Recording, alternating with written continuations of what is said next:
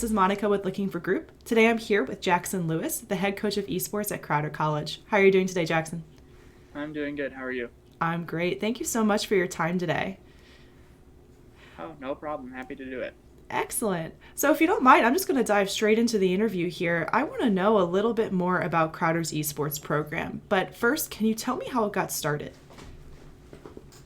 Sure.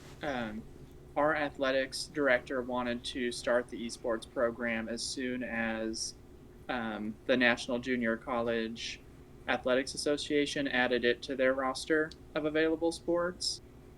So we didn't have any gaming clubs or anything like that prior. The board decided they wanted to jump in and do it and give it a try. So we hired somebody, me, and we jumped in and recruited and got a lot of feedback, generated a ton of interest. So now we're just kind of pushing forward. Awesome. So, can you tell me a little bit about the group of students you currently have? What is the, I guess, dynamic between casual and competitive play? What kind of games are they playing? Oh, sure. So we're offering a lot of different games this season. So we have games like Super Smash Brothers, Rocket League, Fortnite, Rainbow Six Siege. We also offer some seasonal titles like FIFA and Madden, and those usually trade off across semesters. But all of our players play extremely competitive, put in a ton of practice hours, and they're usually doing a game once or twice a week. Oh, wow. And how many students are in the program overall? So we have about 30 this semester. Excellent. And would you say it's a good mix between casual and competitive players, or is it primarily competitive? We have a pretty decent mix. We do tryouts for the program, so most of our students play at a pretty competitive level. But we also try to seek out students who we feel like might have potential to be able to play competitively, and we work with them through the season to try to get them up to that level. Awesome. And do you have a space on campus that your students are able to come and play? If so, can you tell me about what's in it? What kind of computers you have available? Any kind of consoles, peripherals, and sponsors if you want to shout them out. Yeah, sure. So, since we're under athletics, our esports facility is currently actually in the gym. We were able to kind of renovate a older classroom in there to add, the internet infrastructure and stuff that we need to run the program. And the equipment that we got, we were actually very fortunate. So, in addition to offering liberal arts transfer degrees, Crowder also offers technical programs. And so, our tech school actually built us some gaming computers from scratch Oh, uh, wow. that they then donated to the program. So, we have several of those for student use. But for the most part, we encourage our players to kind of bring in their own stuff because it's what they're used to, and we want them to be able to play at kind of the top of their game and not worry about switching between equipment.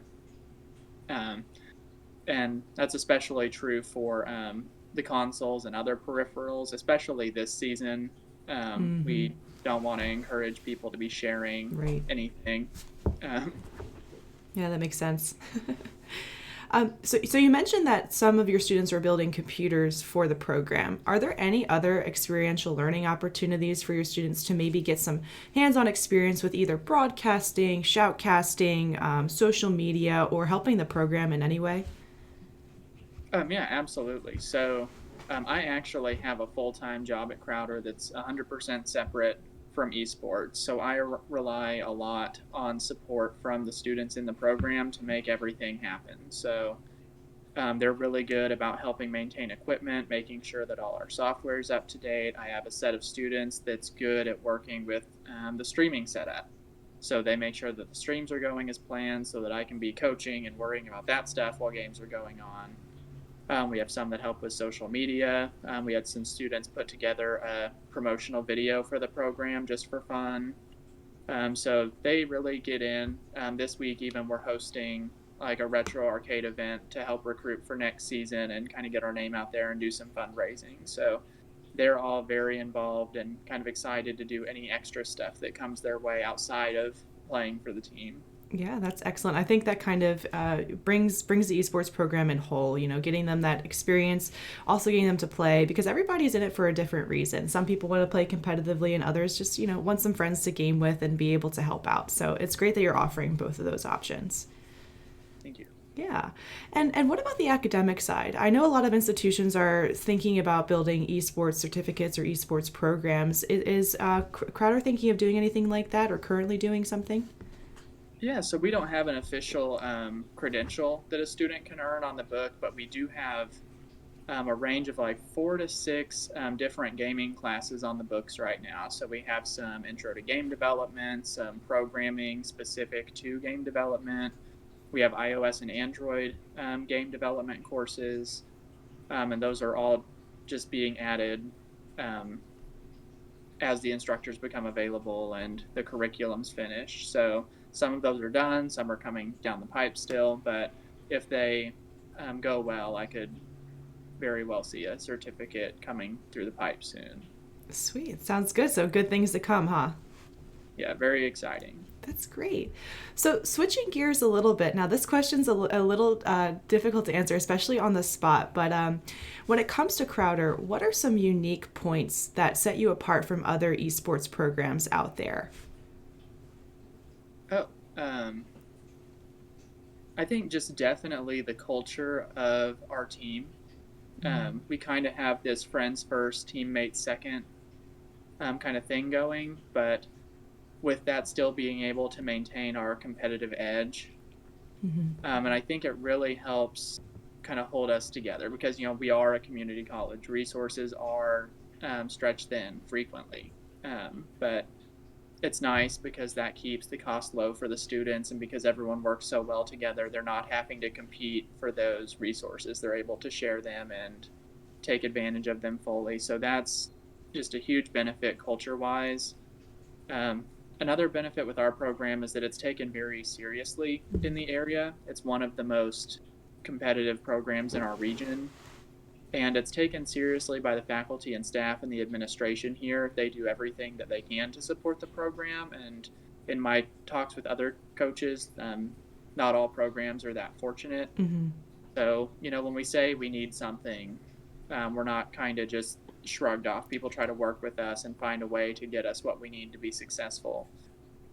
Yeah, I think that's really special. Having the administration backing the program and understanding the value is definitely something super important.